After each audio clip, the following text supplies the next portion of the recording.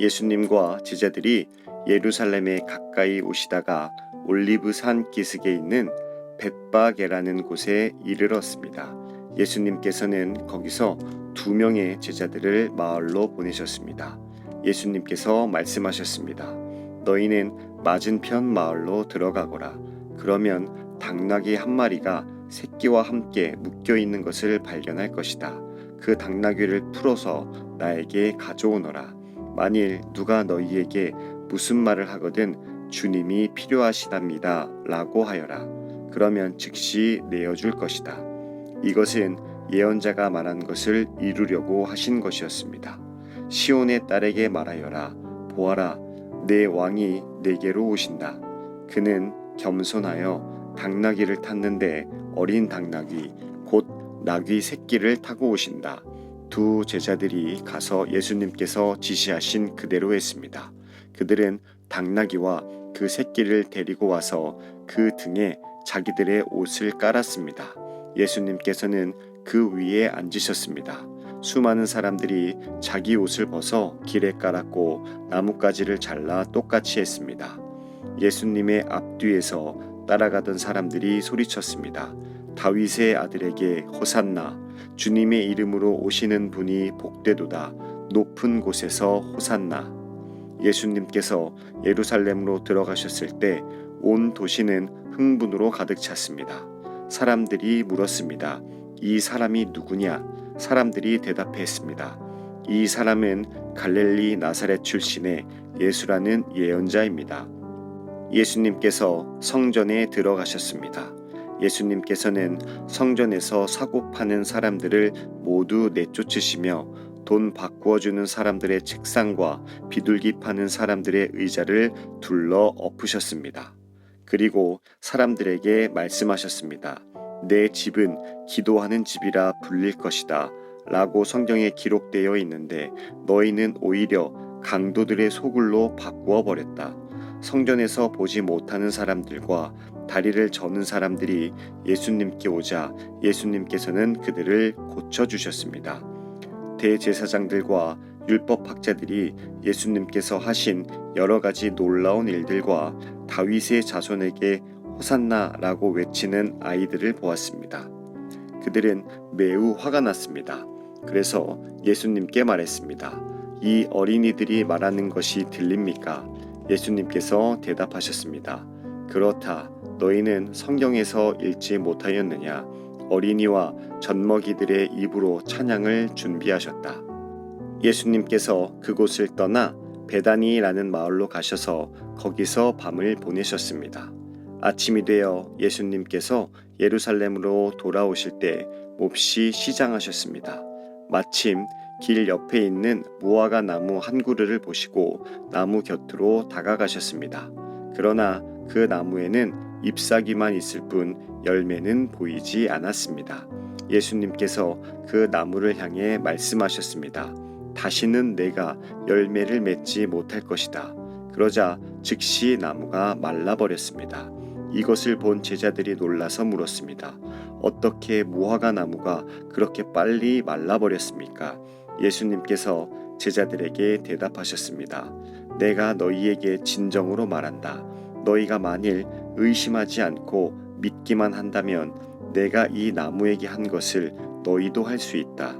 그뿐 아니라 이 산더러 산아 들려서 바다에 떨어져라 하고 말하면 이건 역시 그대로 될 것이다.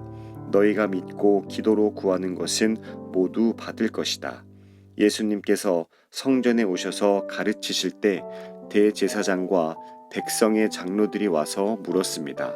당신은 무슨 권한으로 이런 일을 하는 것이오? 누가 당신에게 이런 권한을 주었소? 예수님께서 이들에게 대답하셨습니다. 나도 너희들에게 한 가지를 묻겠다. 만일 나에게 대답하면 내가 무슨 권한으로 이런 일을 하는지 말해주겠다. 요한의 세례가 하늘로부터 온 것이냐 아니면 사람에게서 온 것이냐? 제사장들과 장로들이 서로 의논을 하였습니다. 만일 우리가 하늘로부터 왔다고 하면 그러면 어째서 너희는 요한을 믿지 않았느냐라고 말할 것이고 그렇다고 사람에게서 왔다고 하자니 백성들이 두렵구나. 왜냐하면 모든 백성들이 그를 예언자라고 믿고 있기 때문이다. 그래서 그들은 예수님께 대답했습니다. 우리는 알지 못하오. 그러자 예수님께서 말씀하셨습니다. 그러면 나도 너희에게 내가 어떤 고난으로 이런 일들을 하는지 말하지 않겠다. 너희는 어떻게 생각하느냐? 어떤 사람에게 두 아들이 있었다. 그가 첫째 아들에게 가서 말했다. 아들아, 오늘은 포도밭에 가서 일해라. 그 아들은 싫습니다 라고 대답했다. 그러나 나중에 마음을 바꾸고 포도밭으로 갔다. 이번에는 둘째 아들에게 가서 아까와 똑같이 말했다. 둘째 아들은 대답했다. 예, 그렇게 하겠습니다. 그러나 실제로는 가지 않았다. 두 아들 가운데서 누가 아버지의 뜻대로 행했느냐? 그들이 대답했습니다. 첫째 아들입니다. 예수님께서 그들에게 말씀하셨습니다. 내가 너희에게 진정으로 말한다. 세리와 창녀들이 너희보다 먼저 하나님의 나라에 들어갈 것이다. 요한이 올바른 길로 너희에게 왔으나 너희는 그를 믿지 않았다. 그러나 세리와 창녀들은 그를 믿었다. 너희는 이것을 보고도 여전히 회개하지 않고 그를 믿지 않았다. 다른 비유도 잘 들어보아라. 어떤 밭 주인이 있었다. 그가 포도밭을 일구고 담장을 두르고 포도즙을 짤 구덩이를 파고 망대를 세웠다. 그리고 포도밭을 농부들에게 빌려주고 여행을 떠났다. 추수할 때가 다가오자 주인은 농부들에게 종을 보내어 자기 몫의 수확을 받아오게 했다. 그러나 농부들은 그 종들을 잡아서 하나는 때리고 하나는 죽이고 또 하나는 돌로 쳐 죽였다. 그 주인은 처음보다 더 많은 종들을 그들에게 보냈다. 그러나 농부들은 그 종들에게 똑같은 짓을 했다. 결국 주인은 자기 아들을 농부들에게 보냈다. 그는 농부들이 내 아들은 존중할 것이다 라고 생각했다. 그러나 농부들은 아들을 보며 서로 말했다. 이 아들은 상속자니 이 사람을 죽이고 유산을 가로채자. 농부들은 그 아들을 잡아 포도밭 밖으로 끌고 가서 죽였다. 그렇다면 포도밭 주인이 왔을 때 이 농부들을 어떻게 하겠느냐? 그들이 예수님께 대답했습니다. 그 못된 농부들을 죽일 것입니다. 그리고 그 포도밭은 제때에 수확한 것을 바칠 수 있는 다른 농부들에게 빌려줄 것입니다. 예수님께서 그들에게 말씀하셨습니다. 성경에서 이 말씀을 읽지 못하였느냐? 건축자가 버린 돌이 모퉁이의 머릿돌이 되었다. 이것은 주님께서 하신 일이니 우리 눈에 놀라운 일이다. 그러므로 내가 너희에게 말한다. 하나님께서는 하나님의 나라를 너희에게서 빼앗아 열매를 맺는 민족에게 주실 것이다. 이 돌 위에 떨어진 사람은 깨어질 것이며 또한 이 돌이 사람 위에 떨어지면 그는 산산조각이 날 것이다. 대제사장들과 바리새파 사람들은 예수님의 이 비유를 듣고 자신들을 두고 하시는 말씀이란 것을 알았습니다. 그들은 예수님을 체포하고 싶었지만 사람들이 두려웠습니다. 왜냐하면 사람들은 예수님을 예언자로 생각하고 있었기 때문입니다. 예수님께서 사람들에게 다른 비유를 들어 말씀하셨습니다. 하늘나라는 아들의 결혼잔치를 마련한 왕에 빗댈 수 있다. 왕이 종들을 보내어 잔치에 초대한 사람들을 모셔 오게 하였다. 그러나 이들은 오려고 하지 않았다. 그러자 왕은 다시 다른 종들을 보내며 말했다. 초대받은 사람들에게 잔치가 준비되었다고 말해라. 소와 살찐 송아지도 잡았고 모든 것이 다 준비되었으니 어서 결혼잔치에 오라고 하여라. 그러나 사람들은 종들의 말을 듣지 않고 제 갈 길로 갔다. 어떤 사람은 밭에 나갔고 어떤 사람은 장사하러 갔다. 나머지 사람들은 종들을 잡아다가 그들을 모욕하고 죽였다. 왕은 매우 화가 났다. 그는 군사를 보내어 살인자들을 죽였다. 그리고 온 도시를 불태워버렸다. 그리고 자기 종들에게 말했다. 결혼잔치가 준비되었으나 초대받은 사람들은 자격이 없다. 너희는 큰 길에 가서 너희가 만나는 사람마다 결혼잔치에 초대하여라. 종들은 거리에 나가 만나는 사람들이 좋은 사람이건 나쁜 사람이건 가리지 않고 불러들였다. 그래서 결혼잔치 마당은 잔치 손님들로 가득 찼다. 왕이 그들을 보러 들어왔다가 결혼잔치 예복을 입지 않은 사람을 보았다. 그 사람에게 왕이 말했다.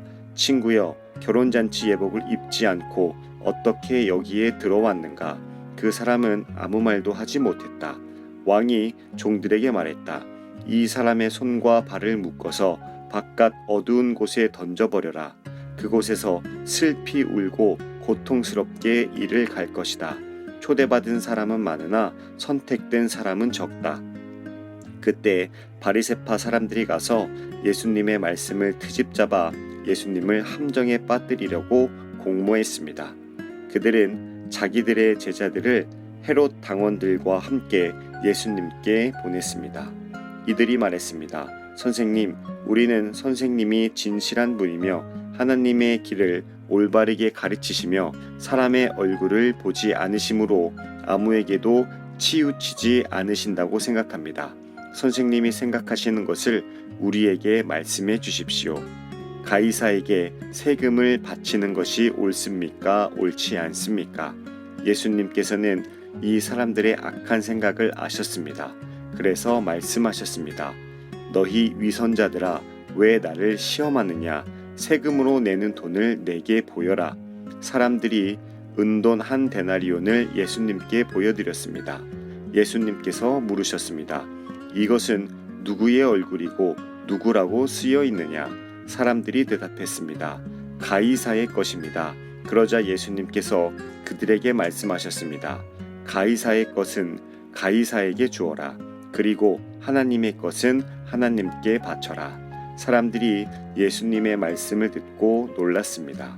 그리고 예수님께로부터 떠나갔습니다. 같은 날 부활이 없다고 말하는 사두개파 사람 몇 명이 예수님께 나와 질문했습니다.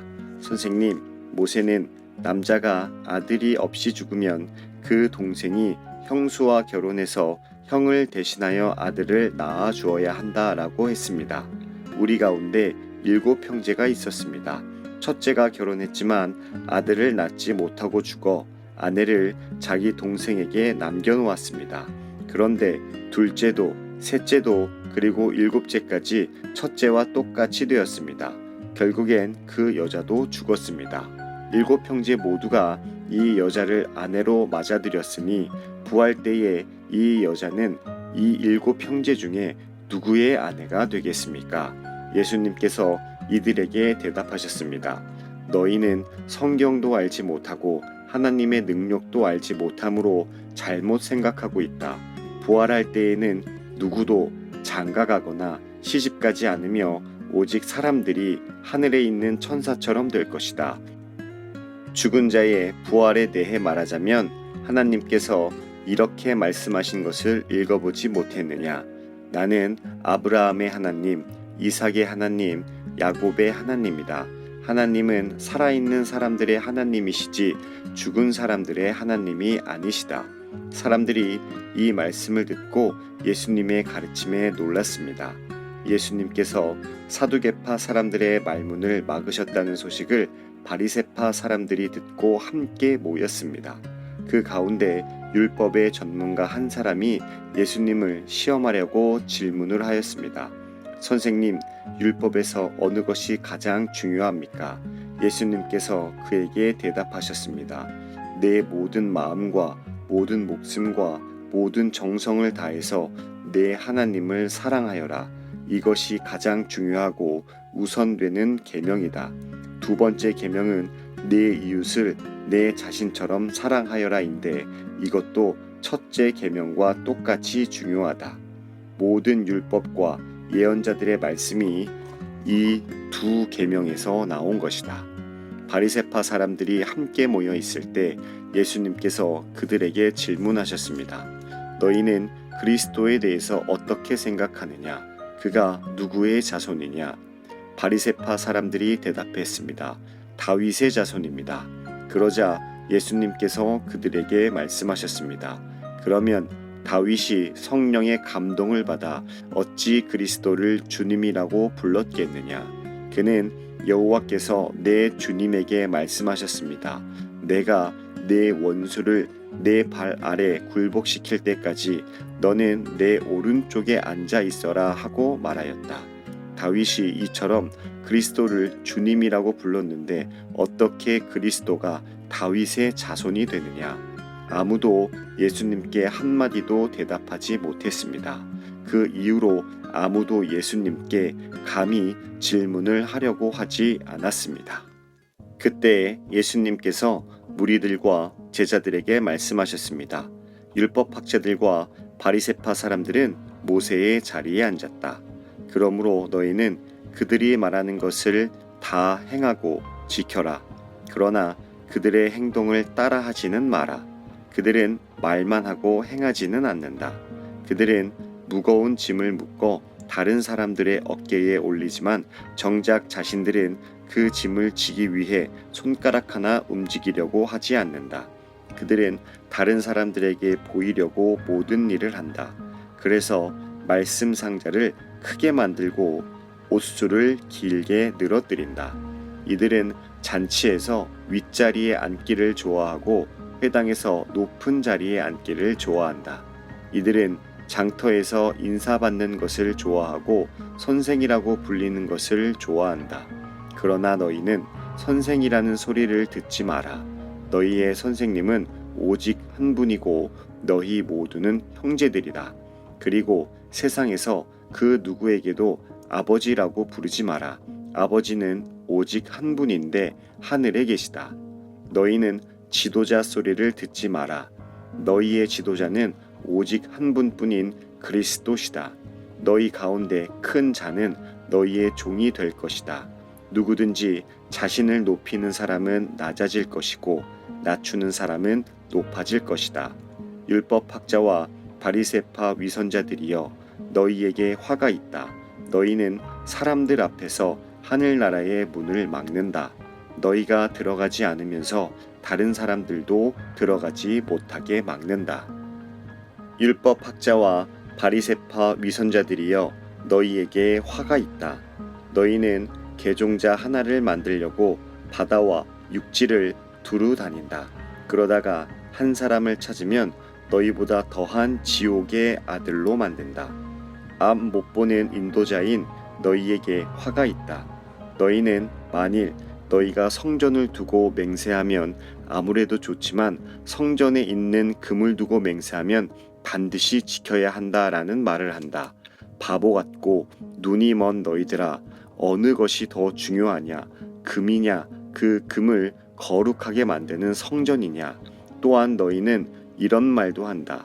만일 어떤 사람이 제단을 두고 맹세하면 아무래도 좋지만 제단 위에 있는 제물을 두고 맹세하면 반드시 지켜야 한다. 너희 눈먼 사람들아, 어느 것이 더 중요하냐? 제물이냐? 제물을 거룩하게 하는 제단이냐? 제단을 두고 맹세하는 사람은 제단과 제단 위에 있는 모든 것을 두고 맹세하는 것이다. 성전을 두고 맹세하는 사람은 성전과 성전 안에 계신 분을 두고 맹세하는 것이다. 하늘을 두고 맹세하는 사람은 하나님의 보좌와 거기 앉으신 분을 두고 맹세하는 것이다. 율법학자와 바리새파 위선자들이여, 너희에게 화가 있다. 너희는 박하와 회향과 뿌리채소의 11조까지 드리면서 정의, 자비, 믿음과 같은 율법의 더 중요한 부분은 무시한다. 11조도 중요하지만 더 중요한 일을 무시해서는 안 된다. 눈이 먼 너희여, 너희는 모기는 걸러내어도 낙타는 삼켜버린다. 율법학자와 바리새파 위선자들이여, 너희에게 화가 있다. 너희가 잔과 접시의 겉을 깨끗하게 하지만 그 안에는 탐욕과 방종이 가득 차 있다. 너희 눈먼 바리새파 사람들이여, 먼저 잔과 접시의 안을 깨끗하게 하여라. 그래야 겉도 깨끗해질 것이다. 율법학자와 바리새파 위선자들이여, 너희에게 화가 있다. 너희는 하얗게 칠한 무덤과 같다. 겉은 아름다워 보이지만 그 안은 시체들의 뼈와 온갖 더러운 것으로 가득 차 있다. 너희가 겉으로는 사람들에게 의롭게 보이지만 속에는 위선과 악이 가득하다. 율법학자와 바리새파 위선자들이여 너희에게 화가 있다. 너희는 예언자들의 무덤을 만들고 의인의 묘비를 꾸미면서 만일 우리가 우리 조상들이 살았던 때에 살았더라면 우리는 예언자들의 피를 흘리는데 함께하지 않았을 것이다 라고 말한다. 그러나 너희는 예언자들을 죽인 살인자들의 자손이라는 것을 스스로 나타내고 있구나. 그러므로 너희는 너희 조상들의 악한 일을 마저 채워라. 뱀들아, 너희 독사의 자식들아, 지옥의 심판을 너희가 어떻게 피할 수 있느냐. 그러므로 내가 너희에게 예언자와 지혜 있는 사람과 율법학자들을 보낸다. 너희는 이 사람들 가운데서 몇 명은 죽이고 십자가에 못 박고 몇 명은 회당에서 때릴 것이다. 그리고 이 마을에서 저 마을로 뒤쫓으며 박해할 것이다.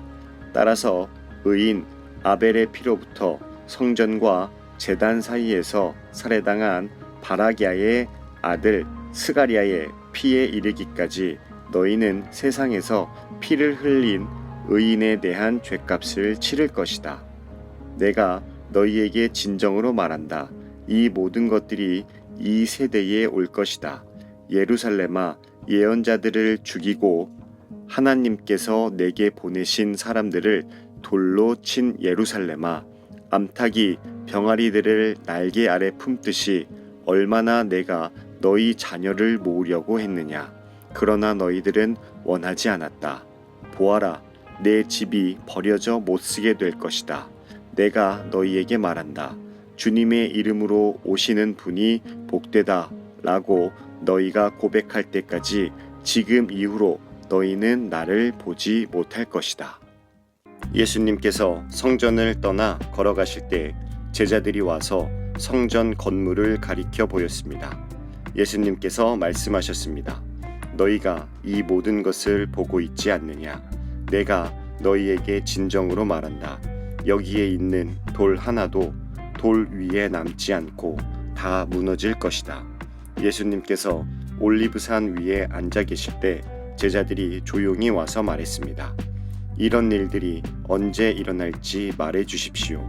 선생님께서 다시 오시는 때와 세상의 마지막 때에 어떤 징조가 있겠습니까? 예수님께서 대답하셨습니다. 아무도 너희를 속이지 못하게 조심하여라. 많은 사람들이 내 이름으로 와서 내가 바로 그리스도다 라고 말할 것이다. 그리고 많은 사람들을 속일 것이다. 또한 너희는 전쟁에 대한 소식과 소문을 들을 것이다. 그러나 두려워하지 마라. 이런 일들은 반드시 일어나야 한다. 그러나 아직 마지막 때는 아니다. 민족이 다른 민족과 싸우기 위해 일어나고 나라가 다른 나라와 싸우기 위해 일어날 것이다. 여러 곳에서 기근과 지진이 있을 것이다. 이런 일들은 해산의 고통이 시작되는 것에 불과하다. 그때 사람들이 너희를 박해하고 심지어 죽이기까지 할 것이다. 나 때문에 너희가 모든 민족에게 미움을 받을 것이다. 그때에 많은 사람들이 넘어질 것이며 서로를 넘겨주고 미워할 것이다. 그리고 많은 거짓 예언자들이 일어나 많은 사람들을 속일 것이다. 또한 불법이 더욱 많아져서 많은 사람들의 사랑이 식을 것이다. 그러나 끝까지 견디는 사람은 구원을 얻을 것이다. 이 나라의 복음이 온 세상에 전파될 것이며 모든 나라에 증거될 것이다. 그때서야 세상의 끝이 올 것이다. 그러므로 예언자 다니엘이 말한 멸망케 하는 혐오할 만한 것이 거룩한 곳에 서 있는 것을 보면 유대에 있는 사람들은 산으로 도망하여라. 지붕 위에 있는 사람은 집 안에 있는 것을 가지러 내려가지 마라. 밭에 있는 사람은 겉옷을 가지러 되돌아가지 마라. 그때에는 임신한 여자와 젖먹이는 여자에게 화가 있을 것이다. 너희가 도망하는 때가 겨울이나 안식일이 아니기를 기도하여라. 그때에는 많은 어려움이 있을 것이기 때문이다. 세상이 생기고 나서 지금까지 이 같은 환난은 일어난 적이 없었고 이후로도 없을 것이다. 하나님께서 그 기간을 줄여주시지 않으시면 아무도 구원받지 못할 것이다. 그러나 하나님께서는 선택한 사람들을 위하여 그 기간을 줄여주실 것이다. 그때에 사람들이 여보시오, 그리스도가 여기 계십니다. 또는 저기 계십니다. 라고 할 것이다. 그러나 믿지 마라. 거짓 그리스도들과 거짓 예언자들이 일어나서 큰 증거를 내보일 것이고 기적을 일으킬 것이다. 그래서 사람들을 속일 것이다. 그리고 할 수만 있으면 선택하신 사람까지 속일 것이다. 보아라, 내가 미리 너희에게 일러주었다. 그러므로 사람들이 여보시오, 그가 광야에 계십니다. 라고 말해도 거기에 가지 마라. 여보시오, 그리스도가 골방에 계십니다. 라고 말해도 믿지 마라. 번개가 동쪽에서 서쪽까지 번쩍이듯이 인자가 오는 것도 이와 같을 것이다. 시체가 있는 곳에는 독수리가 모여들 것이다. 그 환난의 날이 지난 직후에 태양이 어두워지고 달이 그 빛을 잃을 것이다. 별들이 하늘에서 떨어지고 하늘에 있는 모든 권세가 흔들릴 것이다. 그때에 인자가 올 징조가 하늘에 있을 것이다. 그때에 세상의 모든 민족들이 울며 인자가 큰 권능과 영광으로 하늘 구름을 타고 오는 것을 볼 것이다. 인자가 큰 나팔 소리와 함께 천사들을 보낼 것이다. 그들은 하늘 이 끝에서 저 끝까지 사방에서 택함 받은 백성들을 모을 것이다. 무화과 나무의 비유를 배우라. 그 가지가 연해지고 새 잎을 내면 여름이 가까운 줄 안다.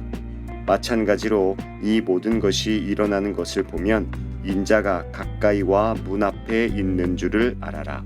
내가 너희에게 진정으로 말한다. 이 세대가 지나가기 전에 이 모든 것이 일어날 것이다. 하늘과 땅이 없어질지라도 내 말은 결코 없어지지 않을 것이다. 그날과 그때는 아무도 모른다.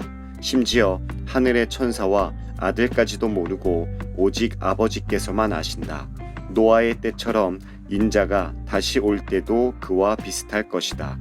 홍수가 나기 전 노아가 배에 들어가기 전까지도 사람들은 먹고 마시며 장가가고 시집가며 지냈다. 홍수가 나서 모든 사람들을 쓸어가기 직전까지 사람들은 전혀 깨닫지 못하였다. 인자가 올 때도 그와 같을 것이다. 두 사람이 밭에 있는데 한 사람은 데려가고 다른 사람은 남겨둘 것이다. 두 여자가 맷돌을 갈고 있는데 한 사람은 데려가고 다른 사람은 남겨둘 것이다. 그러므로 항상 깨어 있어라. 왜냐하면 언제 너희 주님께서 오실지 너희가 알지 못하기 때문이다. 이것을 명심하여라. 만약 도둑이 언제 들어올지 집주인이 안다면 미리 준비를 하고 도둑이 집에 들지 못하도록 할 것이다. 그러므로 너희도 준비를 해야 한다. 인자는 생각지도 않은 때에 올 것이다. 주인이 집안을 맡기고 제때에 양식을 내주도록 맡긴 신실하고 슬기로운 종이 누구겠느냐. 주인이 돌아와서 볼 때 주인이 명한 대로 일하고 있는 종은 복되다. 내가 너희에게 진정으로 말한다. 주인은 그 종에게 자신의 모든 소유를 맡길 것이다. 그러나 악한 종이 주인이 오랫동안 돌아오지 않을 것이라고 마음속으로 생각하여 다른 종들을 때리기 시작하고 술꾼들과 함께 먹고 마신다면 생각지도 않은 날 알지 못하는 때에 그 종의 주인이 올 것이다. 그때의 주인은 그 종에게 벌을 내리고 그 종을 위선자처럼 여길 것이다. 그 종은 거기서 슬피 울고 고통스럽게 이를 갈 것이다. 하늘나라는 등을 들고 신랑을 맞으러 나간 10명의 처녀에 빗댈 수 있다. 그 가운데 5명의 처녀는 어리석고 5명의 처녀는 지혜로웠다. 어리석은 처녀들은 등을 가지고 있었지만 기름이 없었다. 지혜로운 처녀들은 등뿐만 아니라 통에 기름까지 넣어 가지고 있었다. 신랑이 오는 것이 매우 늦어져서 처녀들이 모두 졸다가 잠이 들었다. 한밤중에 어떤 사람이 소리쳤다. 여보십시오, 신랑이 옵니다. 나와서 맞이하십시오. 그러자 모든 처녀들이 깨어나 등불을 준비하였다. 어리석은 처녀들이 지혜로운 처녀들에게 말했다. 등불이 꺼져가니 우리에게 기름을 조금만 나누어 다오. 지혜로운 처녀들이 대답했다. 안 돼. 우리가 함께 쓰기엔 기름이 충분치 않아. 기름 파는 사람에게 가서 사렴. 어리석은 다섯 처녀가 기름을 사러 간 사이에 신랑이 왔다. 준비된 처녀들은 신랑과 함께 결혼잔치에 들어가고 문은 닫혀 잠겼다. 나중에 나머지 처녀들이 와서 주님, 주님, 문 좀 열어주세요 라고 간청했다. 그러나 신랑이 대답했다. 내가 너희에게 진정으로 말한다. 나는 너희를 알지 못한다. 그러므로 항상 깨어 있어라. 그 까닭은 너희가 그 날과 그 때를 알지 못하기 때문이다. 하늘나라는 여행을 떠날 때 종들을 불러서 자기 재산을 맡긴 사람과 같다. 주인은 종들의 능력에 따라 어떤 사람은 5달란트를, 어떤 사람에게는 2달란트를, 또 어떤 사람에게는 1달란트를 맡기고 여행을 떠났다. 5달란트를 받은 종은 얼른 가서 그것으로 장사를 하였다. 그래서 5달란트를 더 벌었다. 마찬가지로 2달란트를 받은 종도 2달란트를 더 벌었다. 그러나 1달란트를 받은 종은 나가서 땅을 파고 그곳에 주인의 은돈을 숨겼다. 세월이 오래 지난 뒤에 종들의 주인이 집에 돌아와서 종들과 셈을하였다. 5달란트를 받았던 종이 5달란트를 더 가지고 와서 말했다. 주인님, 제게 5달란트를 맡기셨는데 보십시오. 5달란트를 더 벌었습니다. 주인이 대답했다. 참 잘했구나. 너는 착하고 신실한 종이다. 내가 작은 것에 최선을 다했으니 내가 훨씬 더 많은 것을 너에게 맡기겠다. 주인과 함께 기쁨을 누려라. 2달란트를 받았던 종도 와서 말했다.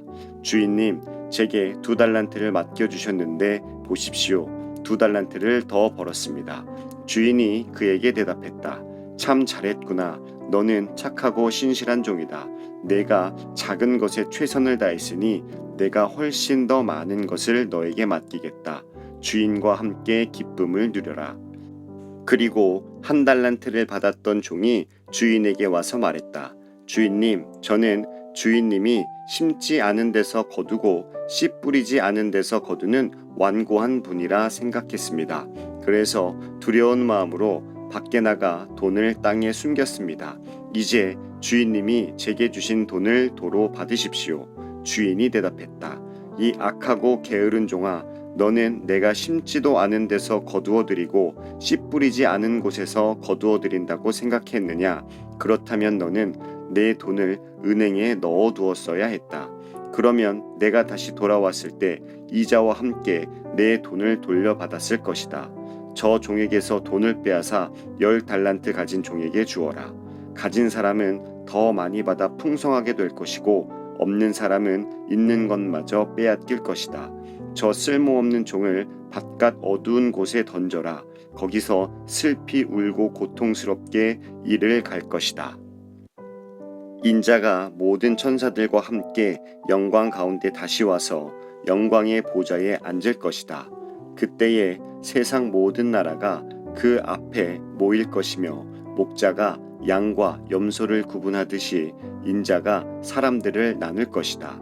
인자는 자신의 오른쪽에는 양을 왼쪽에는 염소를 둘 것이다. 그때 왕이 오른쪽에 있는 사람들에게 말할 것이다. 내 아버지로부터 복을 받은 너희들이여, 와서 세상이 만들어질 때부터 하나님께서 너희를 위해 준비하신 나라를 물려받아라. 내가 배가 고플 때 너희는 내게 먹을 것을 주었다. 내가 목마를 때 너희는 마실 것을 주었다. 내가 나그네로 있을 때 너희는 나를 초대해 주었다. 내가 헐벗었을 때 너희는 내게 옷을 입혀 주었다. 내가 아플 때 너희는 나를 돌보아 주었다. 내가 감옥에 있을 때 너희는 나를 찾아주었다. 그때 의로운 사람들이 그에게 대답할 것이다. 주님, 언제 주님께서 배고프신 것을 보고 우리가 음식을 주었습니까? 언제 목마른 것을 보고 마실 것을 주었습니까? 언제 나그네가 된 것을 보고 우리가 초대하였습니까? 언제 헐벗으신 것을 보고 우리가 옷을 입혀 주었습니까? 언제 감옥에 있는 것을 보고 또 아프신 것을 보고 우리가 찾아갔습니까? 그때 왕이 대답할 것이다. 내가 너희에게 진정으로 말한다. 보잘것없는 사람에게 한 일, 곧 너희가 이 형제들 중 가장 보잘것없는 사람에게 한 일이 곧 나에게 한 것이다. 그리고 나서 왼쪽에 있는 사람들에게 이렇게 말할 것이다. 저주받은 자들아, 내게서 떠나 악마와 그 부하들을 위해 준비한 영원한 불에 들어가거라. 내가 배고플 때 너희는 내게 아무것도 주지 않았다. 내가 목마를 때 너희는 마실 것도 주지 않았다. 내가 나그네 되었을 때 너희는 나를 초대하지 않았다. 내가 헐벗었을 때 너희는 내게 아무것도 입혀주지 않았다. 내가 아플 때나 감옥에 있을 때 너희는 나를 돌아보지 않았다. 그때 그 사람들이 대답할 것이다.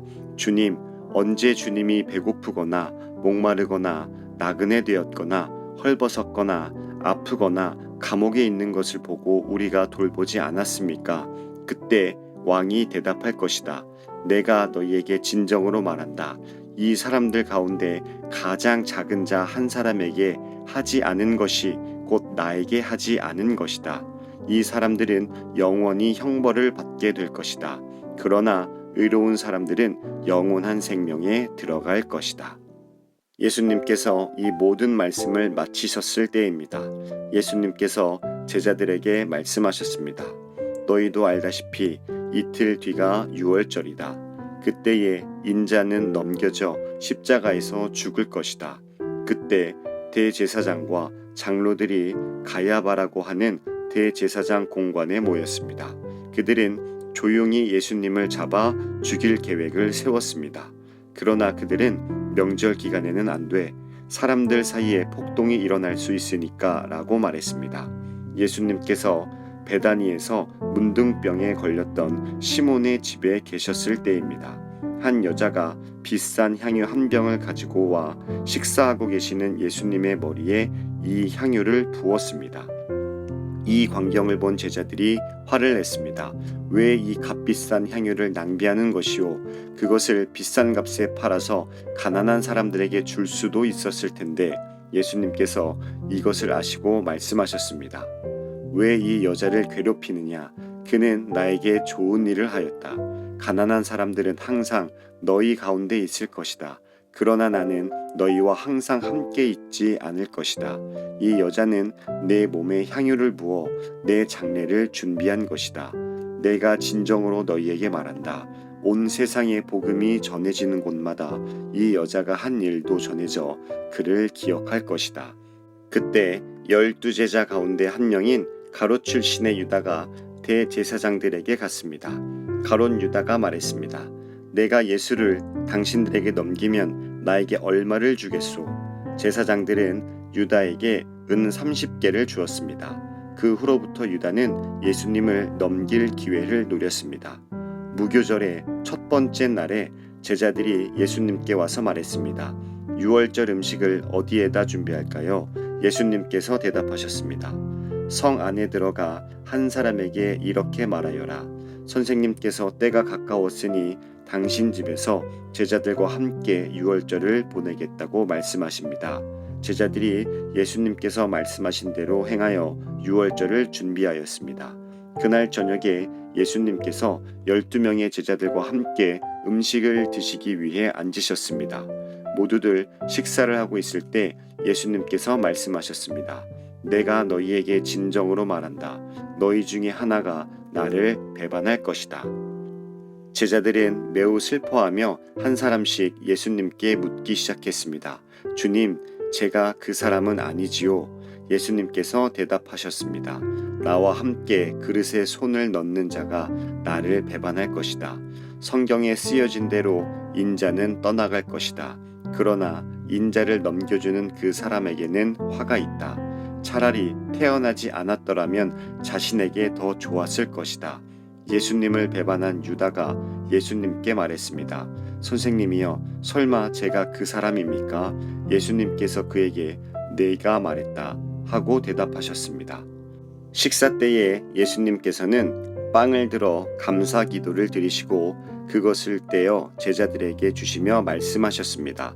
받아 먹어라. 이것은 내 몸이다. 또한 예수님께서 잔을 들어 감사드리신 후 그것을 제자들에게 주시며 말씀하셨습니다. 너희 모두 이것을 마셔라.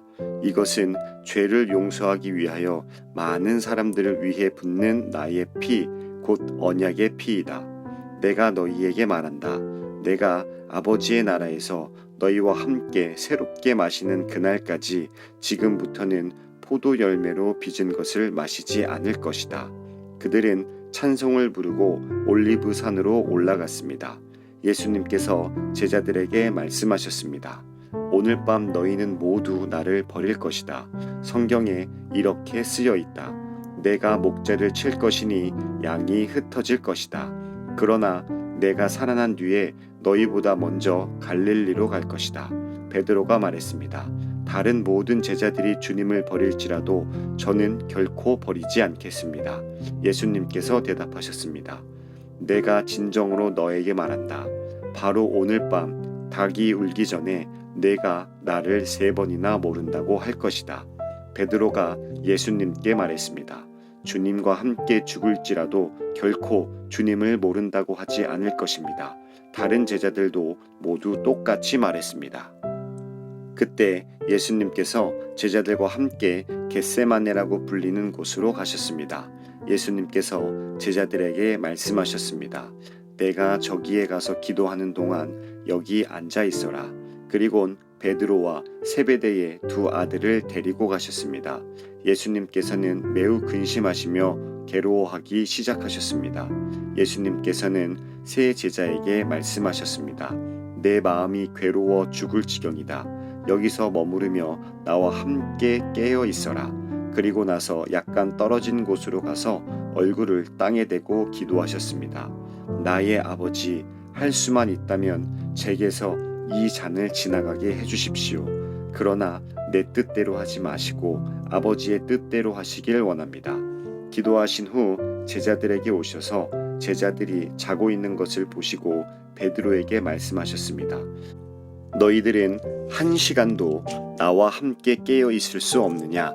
깨어서 너희가 시험에 빠지지 않도록 기도하여라. 영은 원하지만 육체가 약하구나. 예수님께서 다시 가셔서 2번째 기도를 하셨습니다. 나의 아버지여, 이것이 제게서 지나갈 수 없고 제가 마셔야만 한다면 아버지의 뜻대로 되기를 기도합니다. 그리고 나서 다시 제자들에게 가셔서 제자들이 자고 있는 것을 보셨습니다. 그들은 너무 졸렸던 것입니다. 그래서 예수님께서는 제자들을 놔두고 다시 3번째로 기도하셨습니다. 예수님께서는 같은 기도를 한 번 더 하셨습니다. 그 다음에 예수님께서 제자들에게 돌아오셔서 말씀하셨습니다. 아직도 자고 있고 쉬고 있느냐? 보아라, 때가 가까이 왔다. 인자가 죄인들의 손에 넘겨진다. 일어나라, 가자. 나를 배반한 사람이 가까이 오고 있다. 예수님께서 말씀하시는 동안 12제자 가운데 하나인 유다가 왔습니다. 대제사장과 백성들의 장로들이 보낸 많은 사람들이 칼과 몽둥이를 들고 유다와 함께 왔습니다. 예수님을 배반한 유다가 이들에게 내가 입맞추는 사람이 바로 그 사람입니다. 그를 잡으십시오 라며 신호를 정해주었습니다. 곧바로 유다는 예수님께 가서 말했습니다. 선생님 안녕하십니까? 그러면서 입을 맞추었습니다. 예수님께서 친구여 무엇하러 여기에 왔느냐 하고 묻자 사람들이 와서 예수님을 붙잡았습니다. 그러자 예수님과 함께 있던 제자 중 한 사람이 칼을 뽑았습니다. 그리고 대제사장의 종에게 칼을 휘둘러 그 종의 귀를 잘랐습니다. 예수님께서 그에게 말씀하셨습니다. 칼을 도로 제자리에 꽂아라. 칼을 쓰는 사람은 칼로 죽을 것이다. 너는 내가 내 아버지께 말씀드리면 즉시 12군단도 넘는 천사들을 보내주실 것을 생각하지 못하느냐. 그러나 만일 그렇게 하면 이 일이 반드시 일어난다고 한 성경 말씀이 어떻게 이루어지겠느냐. 그리고 나서 예수님께서 사람들에게 말씀하셨습니다. 너희는 마치 강도를 잡을 것처럼 칼과 몽둥이를 가지고 왔구나. 내가 성전에 앉아 매일 가르쳤지만 너희는 나를 잡지 않았다. 이 모든 것은 예언자의 글을 이루기 위해 일어난 것이다. 그때 모든 제자들이 예수님을 버리고 도망갔습니다. 예수님을 잡은 사람들이 예수님을 대제사장 가야바에게로 끌고 갔습니다. 거기에는 율법 학자들과 장로들이 모여 있었습니다. 베드로가 예수님과 멀찍이 떨어져 따라가 대제사장의 공관 마당에 들어갔습니다.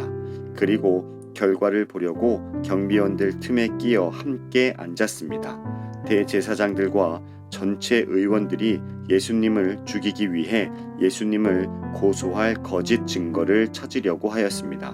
많은 거짓 증인들이 나왔으나 아무 증거도 얻지 못하던 중 마침내 두 사람이 나왔습니다.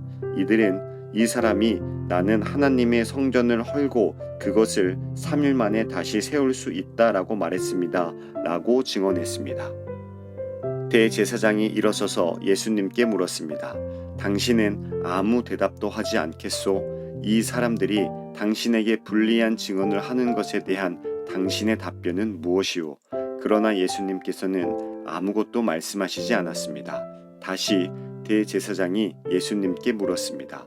내가 살아계신 하나님께 맹세하고 당신에게 명령하니 우리에게 말하시오. 당신이 하나님의 아들 그리스도요. 예수님께서 대답하셨습니다. 내가 말했다. 그러나 내가 너희에게 말한다. 이제 이후로 인자가 전능하신 자의 오른쪽에 앉아 있는 것과 하늘 구름을 타고 오는 것을 볼 것이다.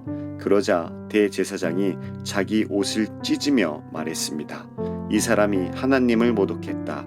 더 이상 증인이 필요 없다.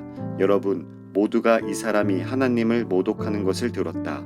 어떻게 생각하는가? 사람들이 대답했습니다. 죽어 마땅합니다.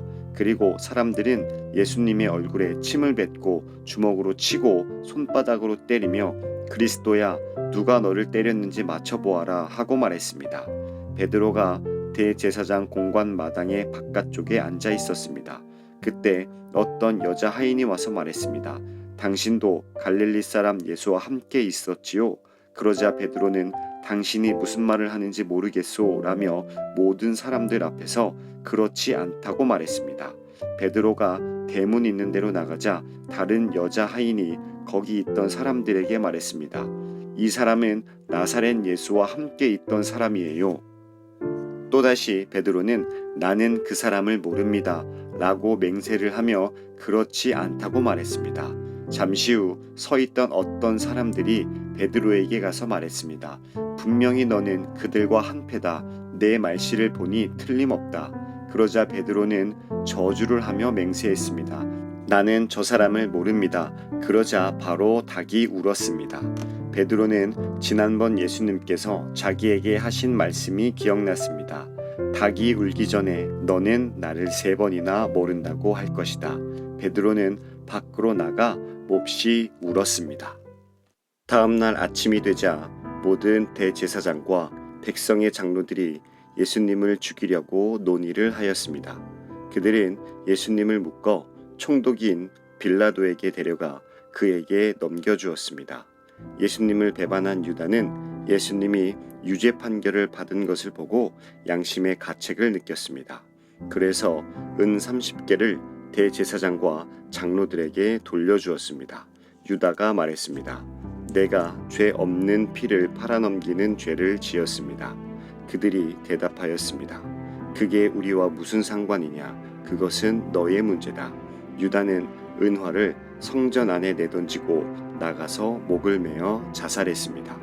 대제사장들이 성전에서 그 돈을 거두고 말했습니다. 이 돈은 핏값이니 성전에 두는 것은 안 될 일이다.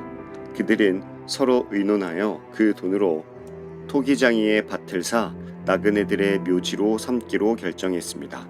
그 밭은 지금까지 피바티라고 불립니다. 그래서 예언자 예레미야가 말한 것이 이루어졌습니다.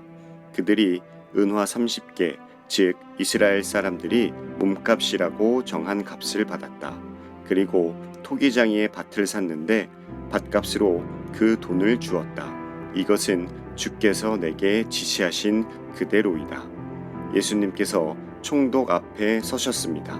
총독이 예수님께 물었습니다. 당신이 유대인의 왕이요? 예수님께서 내가 말하였다 라고 대답하셨습니다. 대제사장과 장로들이 예수님을 고발하였지만 예수님께서는 아무 대답도 하지 않으셨습니다. 그래서 빌라도가 예수님께 말했습니다. 이 사람들이 너를 여러 가지로 고발하는 것이 들리지 않느냐? 그러나 예수님께서는 빌라도에게 단 한마디도 대답하지 않으셨습니다. 빌라도는 이것을 보고 이상하게 생각했습니다. 명절이 되면 백성들이 원하는 죄수 한 명을 총독이 사면해주는 관례가 있었습니다. 당시 감옥에는 바라바라고 하는 아주 악명 높은 죄수가 한 명 있었습니다. 사람들이 모였을 때 빌라도가 말했습니다. 너희는 누구를 놓아주기를 원하느냐? 바라바냐? 아니면 그리스도라고 하는 예수냐? 빌라도가 이렇게 말한 것은 사람들이 예수님을 시기해서 자기에게 넘겨준 것을 알고 있었기 때문입니다. 빌라도가 재판석에 앉아 있을 때 그의 아내가 사람을 보내 말했습니다.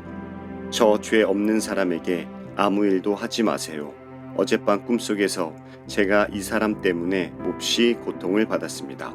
그러나 대제사장들과 장로들은 군중들에게 바라바를 놓아주고 예수님을 죽이도록 요청하라고 시켰습니다. 빌라도가 사람들에게 말했습니다. 이 두 사람 중에 누구를 석방시켜 주길 원하느냐? 사람들이 대답했습니다. 바라바요. 빌라도가 물었습니다. 그러면 그리스도라고 하는 예수는 어떻게 해야 하겠느냐? 그들이 모두 대답했습니다. 그를 십자가에 매달아 죽이시오. 빌라도가 물었습니다. 그 이유가 무엇이냐? 그가 무슨 악한 일을 했느냐? 그러자 사람들은 더 크게 소리쳤습니다. 그를 십자가에 매달아 죽이시오. 빌라도는 자기로서는 어찌할 도리가 없다는 것을 깨달았습니다. 그리고 잘못하면 폭동이 일어날지도 모른다고 생각하였습니다. 그래서 그는 물을 떠다가 사람들 앞에서 손을 씻으며 말했습니다. 나는 이 사람의 피에 대하여 아무런 책임이 없다. 너희가 알아서 해라. 사람들이 한결같이 대답했습니다. 그의 피에 대한 책임은 우리와 우리 아이들이 지겠습니다. 결국 빌라도는 바라바를 풀어주었습니다. 그리고 예수님을 채찍으로 때리게 한 후 십자가에 매달도록 내어주었습니다. 총독의 군인들이 예수님을 총독의 관저로 끌고 들어갔습니다. 그러자 모든 부대원이 예수님 주위로 모였습니다. 그들은 예수님의 옷을 벗기고 대신 붉은색 옷을 입혔습니다. 그리고 가시로 왕관을 엮어 예수님의 머리 위에 씌웠습니다. 그들은 예수님의 오른손에 지팡이를 쥐어 주었습니다. 그리고 유대인의 왕 만세라고 말하며 예수님께 무릎 꿇고 절하면서 놀렸습니다. 그들은 예수님께 침을 뱉고 지팡이를 빼앗아 예수님의 머리를 쳤습니다. 예수님을 실컷 조롱한 후에 붉은색 옷을 벗기고 원래의 옷으로 다시 입혔습니다. 그리고 예수님을 십자가에 매달아 죽이려고 끌고 갔습니다. 군인들이 나가다가 구레네 출신의 시몬이라는 사람을 만났습니다. 군인들은 그에게 강제로 예수님의 십자가를 지고 가게 하였습니다. 그들은 골고다라는 곳으로 갔습니다. 골고다는 해골의 땅이라는 뜻입니다. 군인들은 예수님께 쓸개즙을 섞은 포도주를 주어 마시게 하였습니다. 그러나 예수님께서는 맛을 보시고는 마시려고 하지 않으셨습니다. 군인들이 예수님을 십자가에 못 박고 제비를 뽑아 예수님의 옷을 나누어 가졌습니다. 그리고 거기 앉아서 예수님을 계속 지켜보았습니다. 그들은 예수님의 머리 위에 이 사람은 유대인의 왕 예수다라고 쓴 죄패를 걸어 놓았습니다. 그때 두 강도가 예수님과 함께 십자가에 못 박혔습니다. 한 사람은 오른쪽에, 다른 한 사람은 왼쪽에 매달렸습니다. 지나가던 사람들이 고개를 저으면서 예수님께 욕을 하였습니다. 성전을 헐고 3일 만에 다시 세운다는 사람아, 내 자신이나 구원하여라. 만일 하나님의 아들이라면 십자가에서 내려와 보아라. 이와 같이 대제사장들도 율법학자들과 장로들과 함께 예수님을 조롱하며 말했습니다. 이 사람이 다른 사람들은 구원하면서 자기 자신은 구하지 못하는구나. 그는 이스라엘의 왕이니 지금 십자가에서 내려오라지. 그러면 우리가 그를 믿겠다. 그가 하나님을 믿는다는데 하나님께서 원하신다면 그를 당장 구원해 주시라고 그래라. 자신이 나는 하나님의 아들이라고 했으니까 말이다. 예수님과 함께 십자가에 못 박힌 강도들도 똑같은 욕을 예수님께 했습니다. 낮 12시부터 오후 3시까지 온 땅이 어둠에 덮였습니다. 오후 3시쯤에 예수님께서 엘리 엘리 라마 사박다니 하고 큰 소리로 외치셨습니다. 이 말은 나의 하나님 어찌하여 나를 버리셨습니까? 라는 뜻입니다. 거기 서 있던 사람들이 이 말을 듣고 말했습니다. 이 사람이 엘리야를 부른다. 그러자 얼른 한 사람이 뛰어가서 해면을 가져다 신 포도주를 적셨습니다. 그리고 예수님께서 마시도록 지팡이에 매달아 주었습니다. 나머지 사람들이 말했습니다. 가만 놔두어라. 엘리야가 그를 구원하러 오나 보자. 다시 예수님께서 큰 소리로 외치셨습니다. 그리고 숨을 거두셨습니다.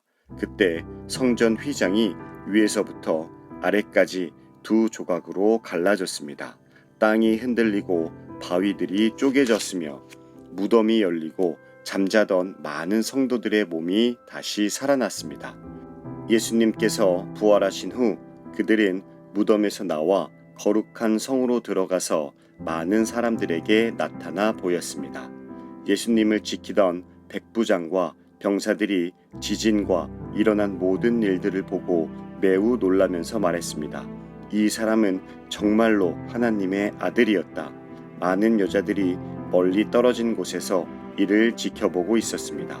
이들은 갈릴리에서부터 예수님을 섬기려고 따라온 사람들이었습니다. 그 중에는 막달라 마리아와 야고보와 요셉의 어머니 마리아 그리고 세베대의 아들들의 어머니가 있었습니다. 그날 저녁에 요셉이라는 아리마대 출신의 한 부자가 왔습니다. 그도 역시 예수님의 제자였습니다. 요셉은 빌라도에게 가서 예수님의 시신을 달라고 요청했습니다. 그러자 빌라도는 요셉에게 넘겨주라고 군인들에게 명령하였습니다. 요셉은 그 시체를 가져다가 깨끗한 천으로 둘렀습니다. 그리고 바위를 뚫어 만든 자신의 새 무덤에 예수님의 시신을 모셨습니다. 그는 큰 돌을 굴려 무덤의 입구를 막고 돌아갔습니다. 막달라 마리아와 다른 마리아가 무덤 맞은편에 앉아 있었습니다. 이튿날 곧 준비일이 지난 후에 대제사장들과 바리새파 사람들이 빌라도에게 왔습니다. 그들은 말했습니다. 각하, 그 거짓말쟁이가 살아있을 때 내가 3일 뒤에 살아날 것이다 라고 한 말이 기억납니다. 그러니 명령을 내리셔서 3일째 되는 날까지 그 무덤을 꼭 지키게 하십시오. 그의 제자들이 와서 시체를 훔쳐간 후 사람들에게 그가 다시 살아났다고 할 수도 있습니다. 그러면 이번 속임수는 처음 것보다 더 나쁜 결과를 가져올 것입니다. 빌라도가 말했습니다. 경비병들을 데리고 가서 당신들이 할 수 있는 대로 무덤을 지키시오. 그렇게 해서 그들은 무덤에 가서 돌을 봉인하고 경비병들을 시켜 입구를 지키게 하였습니다. 안식일 다음 날, 즉 한 주의 첫날 동틀 무렵에 막달라 마리아와 다른 마리아가 무덤을 보러 갔습니다. 그때 강한 지진이 일어나고 하나님의 천사가 하늘에서 내려왔습니다. 그 천사는 돌을 굴려 치우고 그 위에 앉았습니다.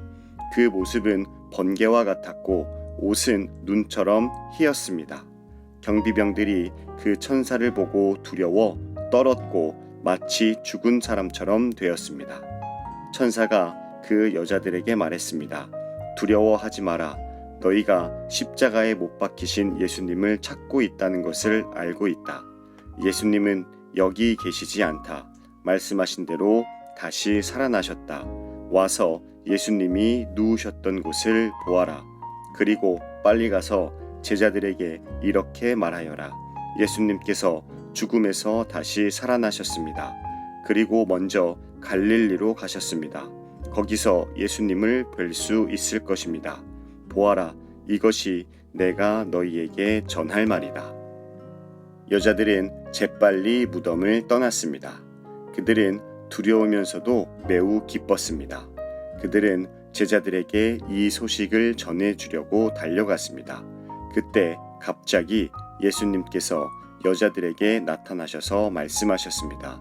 잘 있었느냐? 여자들은 예수님께 다가가서 그분의 발을 붙잡고 절했습니다. 그러자 예수님께서 말씀하셨습니다. 두려워하지 마라. 가서 내 형제들에게 갈릴리로 가라고 말하여라. 거기서 그들이 나를 볼 것이다. 여자들이 가고 있는 동안 몇몇 경비병들도 성으로 들어가 대제사장들에게 일어난 모든 것을 말하였습니다. 대제사장들은 장로들과 함께 모여 의논하였습니다. 이들은 경비병들에게 많은 돈을 주었습니다. 그리고 사람들에게는 밤에 예수의 제자들이 찾아와 우리가 잠든 사이에 그 시체를 훔쳐갔다라고 말하여라. 만일 이 이야기가 총독의 귀에 들어가더라도 우리가 잘 말해서 너희들을 구해주겠다라고 말했습니다. 돈을 받은 경비병들은 그들이 시킨 대로 했습니다. 그래서 이런 소문이 유대인들 사이에 널리 퍼지게 되었고 오늘날까지 그렇게들 알고 있습니다. 11명의 제자들이 갈릴리로 가서 예수님께서 지시하신 산에 이르렀습니다. 그들은 예수님을 뵙고 절을 했습니다. 그러나 몇 명은 의심하기도 했습니다. 예수님께서 오셔서 말씀하셨습니다. 하늘과 땅의 모든 권세가 내게 주어졌다. 그러므로 너희는 가서 모든 민족을 제자로 삼아라. 아버지와 아들과 성령의 이름으로 세례를 주어라. 내가 너희에게 말한 모든 것을 지키도록 가르쳐라. 보아라, 내가 너희와 세상 끝날까지 항상 함께 있겠다.